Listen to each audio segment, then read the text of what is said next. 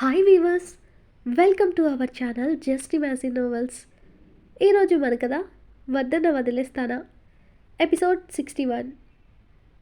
బాగున్నాను అంకుల్, మీరు కావ్య ఎలా ఉన్నారు అని కుశల ప్రశ్నలు వేసింది శివాని. ఆయన కూతురు వైపు చూస్తూ, మేం బాగున్నాం, కానీ కౌశల్కి ఏమైంది శివాని? ఫోన్ చేయడం లేదు, వాళ్ళ ఫాదర్ కూడా ఫోన్ తీయడం లేదు, కావ్య కూడా కౌశల్ ఫోన్ చేయడం లేదంట. ఏమైంది అతనికి అని ఆరాగా అడిగారాయన. ఇప్పుడు మీతో ఆ విషయం మాట్లాడడానికే ఫోన్ చేశాను అంకుల్. మీతో ఓ ఇంపార్టెంట్ విషయం చెప్పాలి, అందుకే కావ్యకి కాకుండా మీకు ఫోన్ చేస్తున్నాను అనింది శివాని. ఏమైంది శివాని? ఎవరికైనా ఏదైనా జరిగిందా?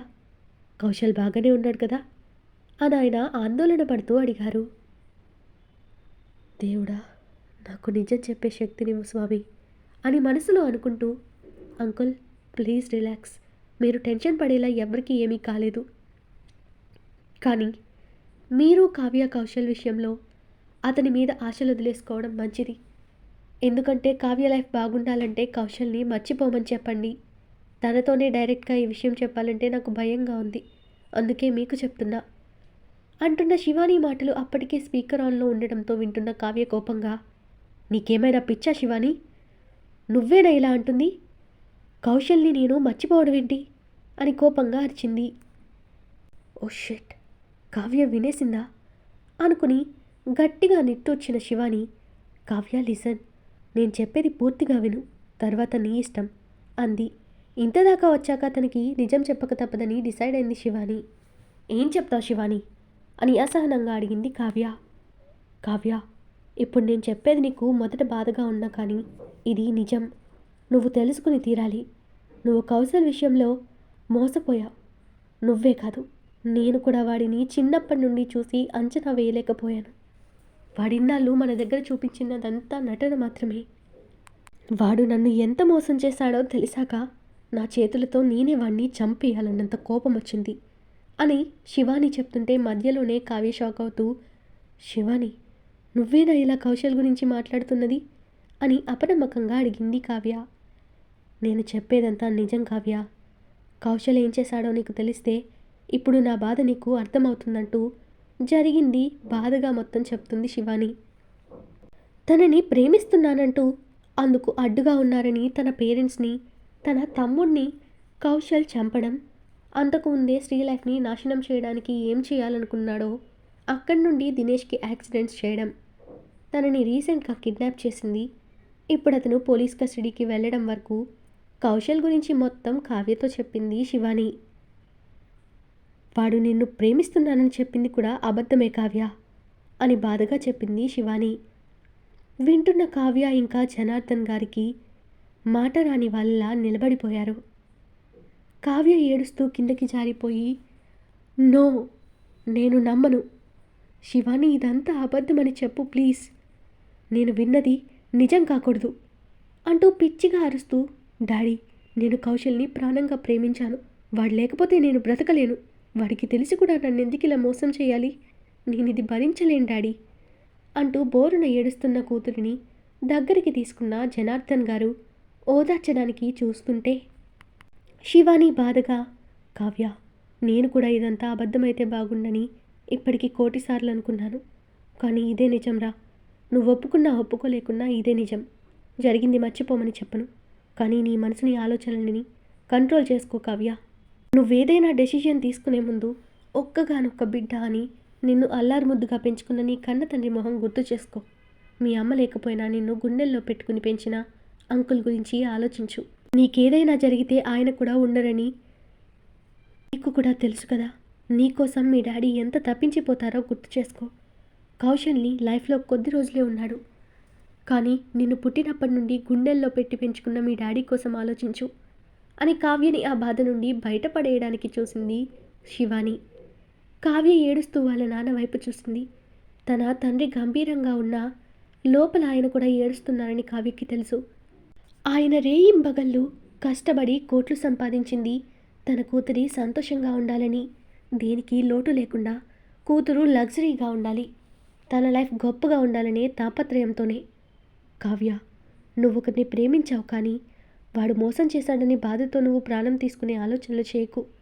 ఒకవేళ అలా చెయ్యాలనుకుంటే ముందు నీ తండ్రిని చంపేసి నువ్వు చచ్చిపో. ఎందుకంటే మన వాళ్ళు మన కళ్ళ ముందే చనిపోతే అది ఎంత నరకంగా ఉంటుందో అందరినీ పోగొట్టుకున్నా నాకు మాత్రమే తెలుసు కావ్య అని వాళ్ళని తలుచుకుని కన్నీళ్లు పెడుతూ చెప్పింది శివాని. కావ్య కూడా శివాని బాధని కళ్ళారా చూసింది. తన వాళ్ళ కోసం శివాని ఏడుస్తుంటే తనకు తెలియకుండానే కావ్య కూడా ఏడ్చేది. కానీ తనకి అర్థం కానిది ఒక్కటే, శివానికి చిన్న పెయిన్ కలిగినా తట్టుకోలేకపోయే కౌశల్ ఎందుకు ఇదంతా చేశాడని. తను అంతగా బాధపడుతుంటే పక్క నుండి చూశాక కూడా వాడిలో పశ్చాత్తాపం కలగలేదా? నిజంగా ఒక మనిషి సైకోగా మారితే ఇలా ఉంటారా? కానీ కౌశల్ తన నిజస్వరూపం బయటకు కనపడకుండా ఎలా మేనేజ్ చేయగలిగాడు? అంత నటించగలిగాడా అతను? అతనేంటని చిన్నప్పటి నుండి చూస్తున్న శివాని తన ఫ్యామిలీ కూడా తెలుసుకోలేకపోయారా అని తనలో తానే అనుకుంటూ కౌశల్ తనకు పరిచయమైన దగ్గర నుండి గుర్తు తెచ్చుకున్నది కావ్య. అందరూ కూడా మొదట్లో కౌశల్ శివాలిని చూసి లవర్స్ అనేవారు కాలేజ్లో. వాళ్ళు లవర్స్ కాదని, కౌశల్ శివాని బెస్ట్ ఫ్రెండ్స్ అని చాలా రోజులకి అందరితో పాటే కావ్యకి కూడా తెలిసింది. కావ్య మొదట కౌశల్ అందమైన రూపం చూసి ఇష్టపడిన వాళ్ళ ఫ్రెండ్షిప్లో కౌశల్ శివాని మీద చూపించే కేరింగ్లో అతనితో ప్రేమలో పడిపోయింది. అందుకే అతని ప్రేమ కోసం తప్పించి శివానీతో ఫ్రెండ్షిప్ చేసి కౌశల్ని తన ప్రేమని ఒప్పుకునేలా చేసుకుంది కావ్య. ఇదంతా తన తెలివి తక్కువ తనమేనని, కౌశల్ ఎప్పుడూ తన మీద అలాంటి ప్రేమ చూపించలేదని విషయం అప్పుడు ఆలోచిస్తుంటే మెల్లగా కావ్యకి అర్థమవుతుంది. జనార్దన్ గారు గంభీరంగా, శివాని, ఆ కౌశల్ని ఏ జైలులో ఉంచారో నీకు తెలుసా అని అడిగారు. ఆయన లోపల తన కూతురిని ఇంత బాధ పెట్టినా ఆ కౌశల్ని ఈ భూమి మీదే లేకుండా చేయాలన్నంత కసి కోపంతో ఉన్నారు. అంకుల్ ప్లీజ్, మీరు కొన్నాళ్ళు పగ ప్రతీకారం అనకుండా కాస్త కావ్యని ఈ బాధ నుంచి బయటకు తీసుకురావడం మీద ఫోకస్ చేయండి. కౌశల్కి పడాల్సిన శిక్ష పడే తీరుతుంది. ఆ విషయంలో మీకంటే నేనే ఎక్కువ నష్టపోయాను. వాడి మీద మీకంటే నాకే ఎక్కువ కోపం ఉంది. కానీ వాడిని చంపడం వల్ల వాడు చేసిన పాపాలు తీరిపోవు కదా. ఇన్నాళ్ళు వాడు మనల్ని చేసిన మోసానికి ఒకేసారి చచ్చిపోవడం కరెక్టా, లేక రోజు చేసిన పాపానికి శిక్ష అనుభవించడం కరెక్టా మీరే ఆలోచించండి అంది శివాని. జనార్దన్ గారికి కూడా శివాని మాటల్లో నిజముందని అర్థమైంది. సరే శివాని, నువ్వన్నట్టే కావ్య కోసం కొన్ని రోజులు చూస్తాను. ఆ తర్వాత ఏం చేయాలో అదే చేస్తాను అని ఫోన్ కట్ చేశారు ఆయన. శివాని మనసులో నుండి పెద్ద భారం దిగిపోయిన ఫీలింగ్ కలిగింది కావ్యకి నిజం చెప్పేయడం వల్ల. వెంటనే రుద్రకి ఫోన్ చేసి తను వాళ్ళతో మాట్లాడిందంతా చెప్పి, కరెక్ట్గానే చెప్పానా రుద్ర అని అడిగింది శివాని రుద్రని. దానికి రుద్ర నవ్వి, చాలా బాగా హ్యాండిల్ చేసావు శివ. నీ మాటలు వాళ్ళ మీద తప్పకుండా పనిచేస్తాయి. ఇంతకీ టిఫిన్ తిన్నావా అని అడిగాడు. హా తిన్నాను అని ఆమె చెప్పగానే, నా మీటింగ్ పోస్ట్పోన్ అయింది శివ. నా కోసం లంచ్ తీసుకుని ఆఫీస్కి రా, నీకోసం వెయిట్ చేస్తుంటాను అని ఫోన్ కట్ చేశాడు రుద్ర. నేనెందుకు రావడం, డ్రైవర్తో పంపుతాను అని శివాని చెప్పాలనుకుంది. కానీ ఆలోగానే రుద్ర తన ఆన్సర్ వినకుండానే ఫోన్ కట్ చేయడం చూసి, అబ్బా, ఈయనకేది కావాలో అది చెప్తాడు తప్ప ఎదుటి వాళ్ళని మాట్లాడనివ్వడు. సాడిస్ట్ మొగుడు నాకే దొరికాడు. ఏం చేయను, లేదు కాదు అంటే ఇక యుద్ధాలే. దానికంటే మూసుకుని అతని ఆ ఆర్డర్ ఫాలో అయిపోవడమే బెటర్ అని ముద్దుగా రుద్రని తిట్టుకుని వంట చేయడానికి కిచెన్లోకి వెళ్ళింది శివాని. అక్కడే ఉన్న సురేఖ శివానీని చూసి, వంట నేను చేస్తాను కదా, నువ్వు రెస్ట్ తీసుకో శివ అంది. పర్లేదులే వదినా, నేను బాగానే ఉన్నాను. మీ తమ్ముడు ఆర్డర్ వేశాడు ఆఫీస్కి లంచ్ తీసుకురమ్మని. ఈ ఒక్కదానికి కష్టం కూడా ఇద్దరం చేస్తే తొందరగా అయిపోతుంది కదా అంటూ రుద్రకి ఇష్టమైన కూరలు చేసి లంచ్ టైంకి రెడీ అయి కారులో రుద్ర ఆఫీస్కి మొదటిసారి వెళ్ళింది శివాని. ఆఫీస్ రాగానే దిగి లోపలికి నడిచిందామె. ఆమెనకే డ్రైవర్ లంచ్ బాక్స్ తీసుకుని వస్తుంటే ఆమె ఎవరో తెలియని రిసెప్షనిస్ట్ డ్రైవర్ని చూసి ఎవరు అన్నట్టు సైగ చేసిందామె. మేడం బాస్ వైఫ్ అని అతడు మెల్లగా చెప్పి శివాని వెనకే లిఫ్ట్లోకి నడిచాడు. పై ఫ్లోర్లో రుద్ర క్యాబిన్ అని డ్రైవర్ చెప్పడంతో lift top floor button press చేసింది శివాని. తను ఆఫీస్లోకి రావడం సీసీ కెమెరాల్లో చూస్తున్న రుద్ర నవ్వుకుని తన కోసం వెయిట్ చేస్తున్నాడు. ముందుగా తన క్యాబిన్లోకి డ్రైవర్ పర్మిషన్ తీసుకుని లంచ్ బాక్స్ లోపల పెట్టి వెళ్ళిపోతే శివాని లోపలికొచ్చి క్యాబిన్ పరిశీలిస్తూ చూస్తుంది. డ్రైవర్ వెళ్ళగానే రుద్ర లేచి శివానీని వెనక నుండి హక్ చేసుకుని, ఎలా ఉంది నీ మొగుడి గారి ఆఫీస్ అని ఆమె చెవి దగ్గర మెల్లగా అడిగాడు రుద్ర. శివాని రుద్ర హక్ చేసుకోగానే ఉలిక్కిపడి దూరం జరగాలని చూస్తే అతను వదలలేదు. ముందు నేను అడిగింది చెప్పవే అని రుద్ర అనగానే, నేనేం చేశానని చెప్పడానికి లోపలికొచ్చి నేరుగా ఎక్కడికి వచ్చాను అందే శివాని. ఓహో, నీకు మన ఆఫీస్ అంతా చూడాలనుందా అంటూ ఆమె మెడ మీద ముద్దు పెట్టి, లంచ్ చేద్దాము, తర్వాత నేను తీసుకెళ్ళి ఆఫీస్ అంతా చూపిస్తాను, అంతకంటే ముందు నాకు ముద్దివ్వు అన్నాడు మెత్తగా తన పెదాలతో శివాని మెడ దగ్గర స్కిన్ని పట్టి లాగుతూ. రుద్ర ఏం చేస్తున్నావు, వదులు అని కళ్ళు మూసుకుంది శివాని. ఆమెకి లోపల ఏదోలా అయిపోతుంటే దూరం జరపలేదు. తనకి తెలియకుండానే అతనికి అనుకూలంగా మెడని వంచుకుని అతని తలని అక్కడే అదుముకుంది. ఆ తీయని హిక్కీస్కి రెస్పాండ్ అవుతూ శివాని. రుద్ర ఆమె మెడ మీద ముద్దులు పంటిఘాట్లు పెడుతూ గారంగా, శివ, నువ్వు ఇలా కోఆపరేట్ చేస్తే ఆగడం నాకు కష్టంగా ఉంది అని హస్కీగా అన్నాడు. శివాని అతని పంటిఘాటికి చిన్నగా మూవింగ్ చేస్తూ, నేను ఒప్పుకోను అంది. ఎందుకే ఒప్పుకోవు, నువ్వు నా భార్యవి అంటూ ఆమెని ముందుకు తిప్పుకుని తన బొగ్గ మీద పెదాలుంచి గుసగుసగా అడిగాడు.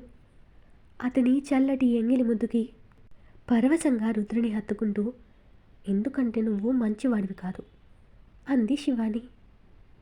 నేను మంచివాడిని కాదు, అందుకే నువ్వు కావాలి, అమ్మాయిలకి బ్యాడ్ బాయ్స్ అంటేనే ఇష్టం కదా అంటూ శివాని ముక్కు మీద ముద్దు పెట్టాడు రుద్ర. నాకు గుడ్ బాయ్నే కావాలి అంది మత్తుగా శివాని. గుడ్ బాయ్స్ ఇలాంటి ఆటలు ఆడలేరు బేబీ అంటూ తన పెదవి అంచున నాలుకతో లిక్ చేశాడు రుద్ర. శివానికి ఒళ్ళు జల్లుమనగా ఉలిక్కిపడి రుద్రకి దూరం జరగాలని చూసినా అతని పట్టు నుంచి ఇంచు కూడా కదలలేకపోయిందామె. రుద్ర శివాని పెదవి కింద ఉన్న చిన్న పుట్టుమచ్చిని కిస్ చేస్తూ, నైట్కి బన్నీ నిద్రపోయాక బయటకు మన గెస్ట్ హౌస్కి వెళ్దామా అని డీప్ వాయిస్తో అడిగాడు రుద్ర.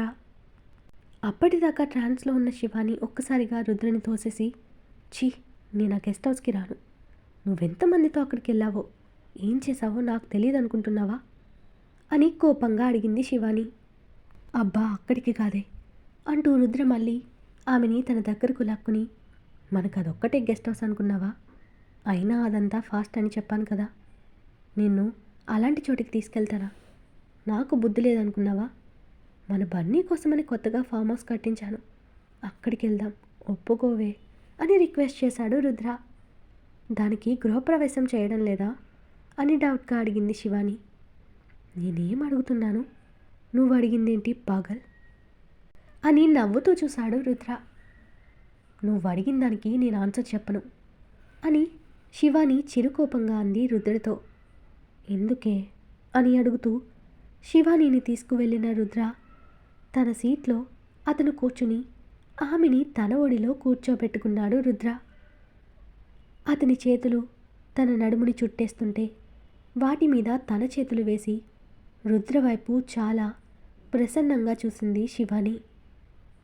శివాని అతని వైపు తిరిగి, ఎందుకంటే నువ్వు నాకు నచ్చలేదు అంటూ అతని ముక్కు లాగింది శివాని. నేను నీకు ఎందుకు నచ్చలేదో తెలుసుకోవడానికి నిన్ను అక్కడికి తీసుకుని వెళ్ళేది. సో నైట్కి రెడీగా ఉండు, మన ఫస్ట్ డేట్ కోసం నీకు నచ్చేలా నేను అరేంజ్ చేస్తాను అని చెప్పి కన్ను కొట్టాడు రుద్ర శివానీకి.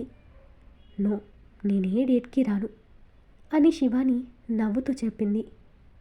సరే, నువ్వు రావద్దు, నేనే తీసుకెళ్తాను అంటూ ఆమె తల మీద చిన్నగా మొట్టి, ఇంతకీ లంచ్కి ఏం చేసావు నా కోసం, స్మెల్ ఇక్కడి దాకా వస్తుంది అన్నాడు రుద్ర బాక్స్ వైపు చూస్తూ. నీకు నచ్చనివన్నీ చేసి తెచ్చాను అంది శివాని గడుసుగా. ఓ అలాగా, నాకు ఆకలి అస్సలు వేయడం లేదు, కానీ ఏదో నీకోసం తింటాను పదా అని నవ్వుతూ శివానీని లేపి హ్యాండ్ వాష్ చేసుకుని వచ్చి సోఫాలో కూర్చున్నాడు రుద్ర. శివాని కూడా హ్యాండ్ వాష్ చేసుకొచ్చి బాక్స్ ఓపెన్ చేసి అన్ని ఐటమ్స్ అక్కడున్న టేబుల్ మీద అరేంజ్ చేసి పెట్టింది. రుద్ర ఆమె వైపు చూసి నవ్వి, నువ్వే తినిపించు అన్నాడు.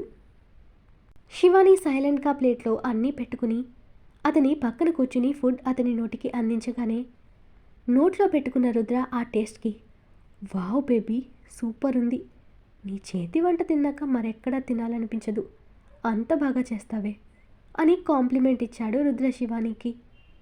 థ్యాంక్ యూ అంటూ శివాని నవ్వి రుద్రకి పెడుతుంటే ఆమె చేతిని పట్టి ఆపుతూ, నువ్వు కూడా తింటూ నాకు పెట్టవే అంటూ ఆమె చేతిని తన నోటి దగ్గర పెట్టాడు రుద్ర. నువ్వు తిను రుద్ర, ఆకలన్నావు కదా, నేను తర్వాత తింటాను అంది శివాని రుద్రతో. పర్వాలేదులే, నువ్వు తింటూ నాకు పెట్టవే అని ప్రేమగా చెప్పాడు రుద్ర.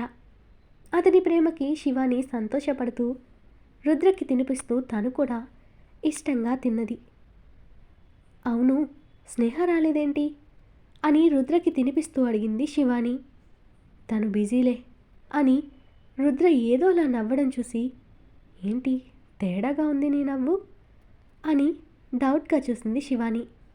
రుద్ర నవ్వుతూ, అవునా, తేడాగానే ఉందేమో అని తన ల్యాప్టాప్ ఓపెన్ చేసి CC camera Pradeep cabin connect చేసి శివాని వైపు తిప్పాడు రుద్ర.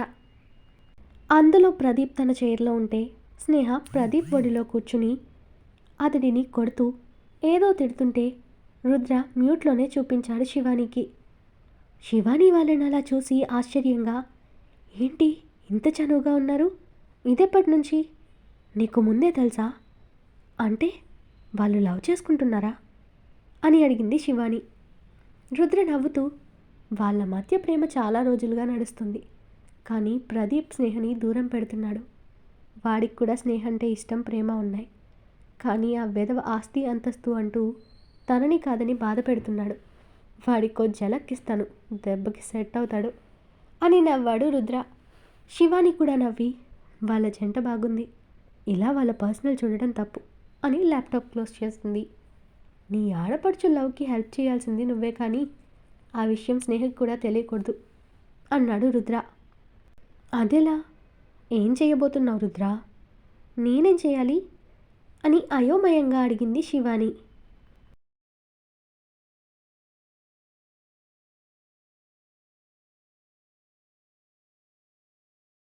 ఈరోజు మన కథ ఇక్కడితో కంప్లీట్ అయింది. ఈ స్టోరీ మీకు నచ్చినట్టయితే ప్లీజ్ స్టోరీని లైక్ చేసి కామెంట్ రూపంలో మీ అభిప్రాయాన్ని తెలియచేయండి. అలాగే ఛానల్ని సబ్స్క్రైబ్ చేసుకుని షేర్ చేసి మాకు సపోర్ట్ చేయండి. నెక్స్ట్ అప్డేట్తో మళ్ళీ కలుద్దాం. అంతవరకు బాయ్.